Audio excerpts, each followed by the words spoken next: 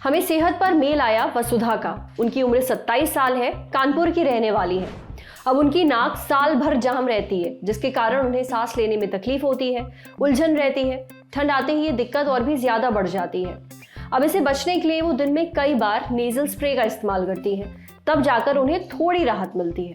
वसुधा का कहना है कि उन्हें कई लोग बोल चुके हैं कि उन्हें ज्यादा नेजल स्प्रे का इस्तेमाल नहीं करना चाहिए, इसका उनकी सेहत पर बुरा असर पड़ेगा। पर बिना नेजल स्प्रे उनका गुजारा ही नहीं है। वसुधा चाहती है कि हम डॉक्टर से बात करके ये पता करें कि कुछ लोगों को नेजल कंजेशन यानी ये जो नाक जाम रहने की समस्या है, ये क्यों रहती है, यानी उनकी नाक ज्यादातर बंद क्यों रहती है। साथ ही ये भी बताएं कि क्या नेजल स्प्रे इस्तेमाल करने से सेहत को नुकसान पहुंचता है, और अगर नेजल स्प्रे नहीं ले सकते तो फिर इसका इलाज क्या है। अब ये सारे सवाल हमने पूछे एक्सपर्ट से, पर सबसे पहले ये समझ लेते हैं कि आपकी नाक बंद क्यों हो जाती है। नाक बंद होने के बहुत से कारण हो सकते हैं। कारणों को समझने के पहले हमको नाक की बनावट और नाक के फंक्शंस, उसके कार्य क्या होते हैं, समझना बहुत आवश्यक है। हमारे नाक में दो नॉस्ट्रिल होते हैं, दो सक्रिय रास्ते होते हैं जो काफ़ी अंदर से खुले रहते हैं, और ये एक पार्टीशन के द्वारा अलग अलग दो भागों में बटे रहते हैं। और ये पूरे अंदर से एक म्यूकस मेम्ब्रेन कहलाती है, जो लाल रंग की झिल्ली आपको दिखती है, उससे कवर्ड रहते हैं। और ये म्यूकस मेम्ब्रेन बहुत ज़्यादा सेंसिटिव होती है। म्यूकस मेम्ब्रेन के कई कारण होते हैं, कई काम होते हैं। सबसे बड़ा काम म्यूकस मेम्ब्रेन का ये है कि जो हवा नाक के अंदर जा रही है उसका बॉडी टेम्परेचर बॉडी के हिसाब से मेंटेन हो जाए। अगर बहुत ठंडी हवा है उसको गर्म करना, अगर बहुत गर्म हवा है उसको ठंडा करना। फिर नाक के अंदर जो बाल रहते हैं, नाक के बाल, उनका काम होता है फिल्ट्रेशन का।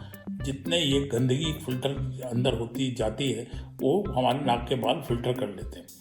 तो कोई भी ऐसी चीज़ जो कि नाक की म्यूकस मेम्ब्रेन को इरिटेट करती है या रिएक्शन करती है, वो म्यूकस मेम्ब्रेन हमारी फूल जाती है। जैसे ही म्यूकस मेम्ब्रेन फूलती है वो हमारा जो पैसेज है वो छोटा हो जाता है। जैसे ही छोटा होता है उसको हम कहने लग जाते हैं नेजल कंजेशन हो गया या स्टिफनेस हो गई नोज में। और उसी टाइम में अगर आप देखें तो हमारी सूंघने की पावर भी कम हो जाती है। क्यों हो जाती है कि ये म्यूकस मेम्ब्रेन है, 1/3 म्यूकस मेम्ब्रेन ऊपर की, वो उसका काम केवल हमको ऑल्फेक्शन करवाना है। अब ये जो म्यूकस मेम्ब्रेन फूलने के कई कारण हो सकते हैं, कई एलर्जीज हो सकती है। और विश्व में कोल्ड वायरस नाम से भी एक चीज़ है। जैसे आजकल कोरोना वायरस चल रहा है, कोल्ड का वायरस भी होता है। जैसे ये वायरस नाक में आता है हमारी म्यूकस मेम्ब्रेन फूल जाती है, और जैसे ही फूलती है स्टिफनेस होने लग जाती है। और हमको ये भी ध्यान रखना चाहिए कि हमको कई चीज़ों से लाइफ में एलर्जी होती है। जैसे डस्ट से एलर्जी होती है किसी को कुछ फूलों से होती है, पुष्पों से होती है। तो जैसे ही ये फूल, पुष्प या डस्ट आती है हमारी नाक के अंदर की म्यूकस मेम्ब्रेन फूल जाती है और हमारे को कंजेशन होने लग जाता है।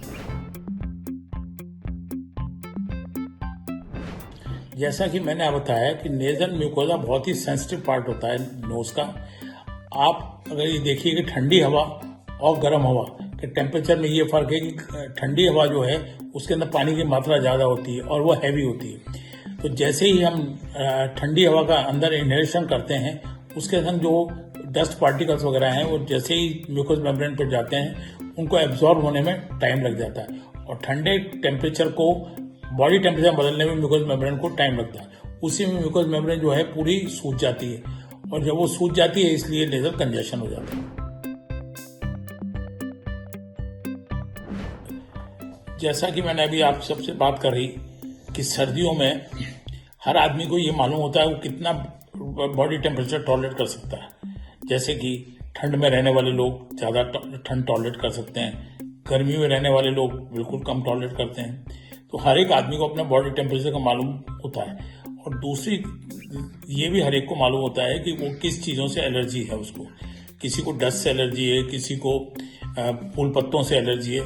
तो ऐसे में इन चीज़ों से सबसे पहले एहतियात ये है कि जो एलर्जेंस हैं उनसे हमको दूर रहना चाहिए, क्योंकि अगर ठंड में वो एलर्जन मिक्स होकर के हम लोग इनहेल करेंगे तो कंजेशन होना सुनिश्चित है। तो हमको इस टाइम में ये अवॉइड करना चाहिए। और तीसरा, हमको थोड़ा सा अपनी गर्दन कवर रखनी चाहिए ताकि हमको ठंड कम लगे, क्योंकि स्टेलेट गैंग्लियन होता है नेक में, जो जिसको कवर करने से हम लोगों को ठंड का कम महसूस हो।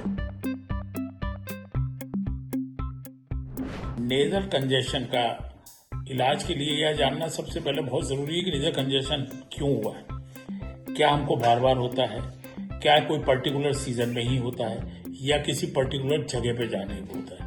तो जब ये सब हमको मालूम पड़ जाए, हमको डॉक्टर से कंसल्ट करना चाहिए, ट्रीटमेंट उसी के हिसाब से होगा। और या हमको ये शिकायत है कि हमारा नेजल कंजेशन बना ही रहता है, तो अगर बना ही रहता है तो नाक कान के डॉक्टर को दिखाना बहुत जरूरी है, क्योंकि उसका कारण ज्यादातर कोई नेजल की एनाटॉमी में डिस्टर्बेंस होनी चाहिए, या तो हड्डी बड़ी होगी या नाक में पॉलिप होंगे।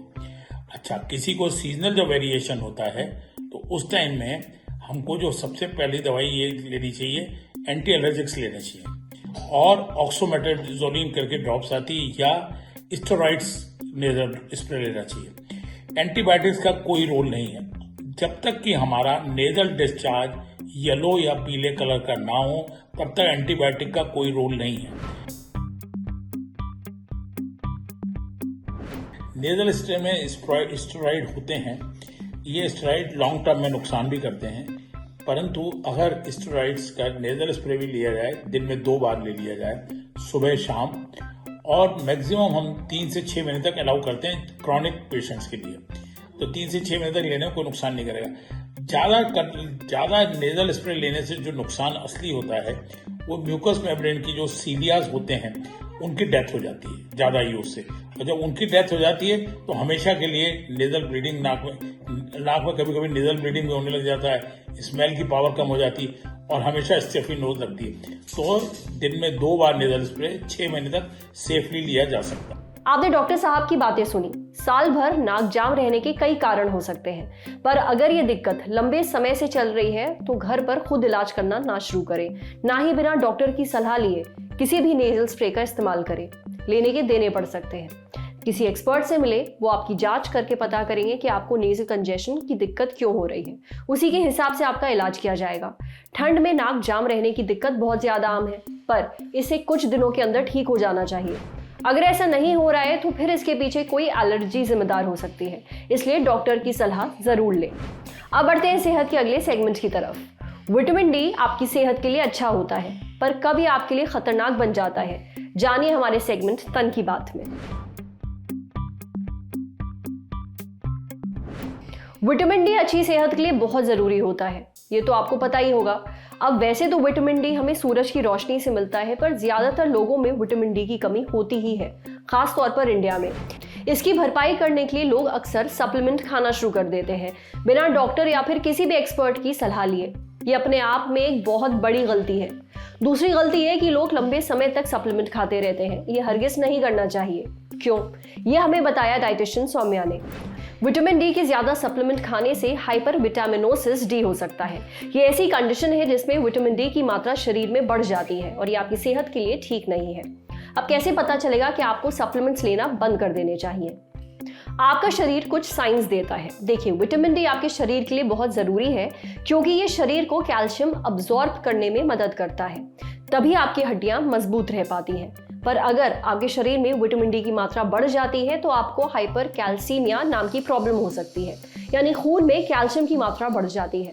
शरीर में कैल्शियम का हाइपर अब्जॉर्प्शन होता है, जिसके कारण पेट से जुड़ी समस्याएं हो सकती हैं, उल्टियां होती हैं, थकान रहती और बार बार पेशाब आने की दिक्कत होती है। यही नहीं, हड्डियों में दर्द शुरू हो जाता है, फ्रैक्चर का भी खतरा बढ़ जाता है। हाइपरकैल्सीमिया के कारण किडनी से जुड़ी समस्याएं भी होती हैं। कुछ केसेस में ब्लड प्रेशर भी बढ़ जाता है, इसलिए विटामिन डी का ओवरडोज आपके लिए सही नहीं है। आपके शरीर में कैल्शियम की नॉर्मल रेंज 8.5 से लेकर 10.8 मिलीग्राम डेसीलीटर होनी चाहिए। इससे ज्यादा होना मुसीबत को न्योता देना होता है। आपके शरीर में विटामिन डी की कमी है या फिर उसका ओवरडोज हो गया है, इन दोनों ही चीजों का पता एक ब्लड टेस्ट से चल जाता है। इसलिए अगर आपको लगता है कि आपको विटामिन डी के सप्लीमेंट लेने चाहिए तो किसी एक्सपर्ट की सलाह लेकर ही शुरू करें। साथ ही कितने समय तक आपको ये लेने चाहिए और कौन से, ये भी एक्सपर्ट को तय करने दें। खुद अपनी मर्जी से इन्हें प्लीज कंटिन्यू ना करें, समझे। अब बढ़ते हैं सेहत के आखिरी सेगमेंट की तरफ, खुराक, एक झकास सी हेल्थ टिप, जिसमें आज हम बात करेंगे कि डॉक्टर्स आपको ये एंटी इन्फ्लेमेटरी चीजें खाने की सलाह क्यों देते हैं। दूसरी बात, ये एंटी इन्फ्लेमेटरी चीजें होती क्या हैं और आपकी सेहत के लिए कैसे फायदेमंद है। डाइटिशियन सुनीता त्रिपाठी बताती हैं कि एंटी इन्फ्लेमेटरी चीजें उन्हें कहते हैं जो जरूरत से ज्यादा इन्फ्लेमेशन से बचाने में मदद करती हैं। अब इन्फ्लेमेशन क्या होता है? दरअसल इन्फ्लेमेशन हमारे शरीर की सामान्य प्रतिक्रिया होती है। ये किसी भी तरह की सूजन या शरीर में आए इन्फेक्शन से बचाने में मदद करती है, लेकिन अगर ये लंबे समय तक रहे तो इसे क्रॉनिक इन्फ्लेमेशन कहा जाता है। इसका हमारे शरीर पर बुरा असर पड़ता है। ये कई बीमारियों का कारण बन सकता है। अब बात करते हैं कि एंटी इन्फ्लेमेटरी प्रॉपर्टीज किन खाने की चीजों में होती हैं। इसमें हरे पत्तेदार सब्जियां, ताजे फल जैसे पपीता, खरबूजा और आम शामिल हैं। इसके अलावा खट्टे फल जैसे कि संतरा, नींबू, आंवला ये भी ले सकते हैं। दलिया, तिल, अलसी, सूरजमुखी के बीज, कद्दू के बीज, बादाम, अखरोट भी एंटी इन्फ्लेमेटरी चीजों में आते हैं। मीट और सी फूड भी ऑप्शंस हैं, जैसे लीन मीट मतलब कम फैट वाला मीट, ना कि लाल मांस। मशरूम और डार्क चॉकलेट इन्फ्लेमेशन से बचाने में मदद करते हैं। एक बात का ख्याल रखें, अगर आपको कोई भी बीमारी है तो सिर्फ खाने की चीजें उसका इलाज नहीं होती। बीमारी के लिए आपको डॉक्टर को दिखाना जरूरी होता है और खान पान में उनके बताए गए परहेज भी करने होते हैं। आज सेहत पर इतना ही। अगर आप एक डॉक्टर हैं, हमसे कुछ शेयर करना चाहते हैं तो जो ईमेल आईडी इस वक्त आपको अपनी स्क्रीन पर दिख रही है उस पर हमें एक मेल भेज दीजिए। ये वीडियो फेसबुक पर देख रहे हैं तो हमारे फेसबुक पेज को लाइक करिए, यूट्यूब पर देख रहे हैं तो हमारे चैनल को सब्सक्राइब करिए, बेल आइकन पर जरूर क्लिक कर दीजिए ताकि जब भी हम कोई नया वीडियो अपलोड करें तो उसका नोटिफिकेशन आप तक सबसे पहले पहुंचे। शुक्रिया।